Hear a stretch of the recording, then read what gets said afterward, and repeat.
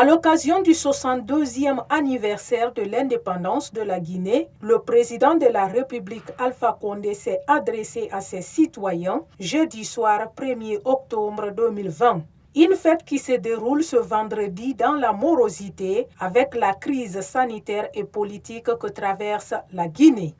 Guinéens, mes chers compatriotes de la Guinée et de la diaspora, nous célébrons en ce jour le 62e anniversaire de notre accession à la souveraineté internationale. Cette indépendance acquise le 2 octobre 1958 a été un moment exaltant de l'histoire de la Guinée, premier pays francophone à se libérer de la tutelle coloniale. Et cette date qui a fait de notre jeune république le pionnier de la lutte pour les indépendances africaines restera à jamais gravé dans notre mémoire.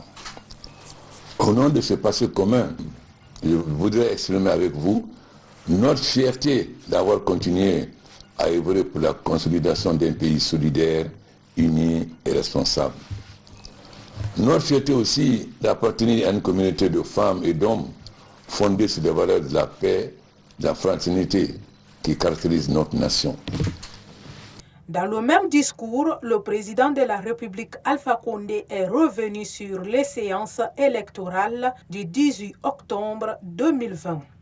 Guinéens, mes chers compatriotes, dans 2 semaines, nos citoyens s'apprêtent à se rendre aux urnes pour une nouvelle élection présidentielle libre, sincère, transparente et inclusive.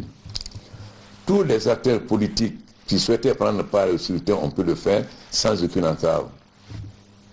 Notre démocratie politique ne connaît aucune exclusion. Aucun homme, aucune femme politique ne souffre de prison, de bannissement ou de contrainte à l'exil pour ses opinions. Le mérite en revient à nous tous, car depuis 2010, malgré de nombreux soubresauts politiques et sociaux, inhérents à la constitution d'une démocratie démocratique, la Guinée a gardé le cap sur la voie démocratique.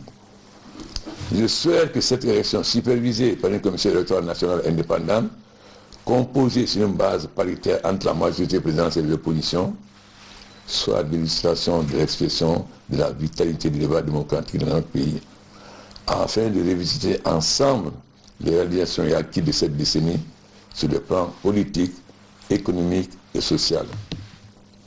C'est ici le lieu d'entendre et de comparer les projets de société défendus par chacun, afin que le peuple puisse exprimer son choix en toute liberté, loin du spectre de la division et de la violence politique, toujours préjudiciable à l'état de droit.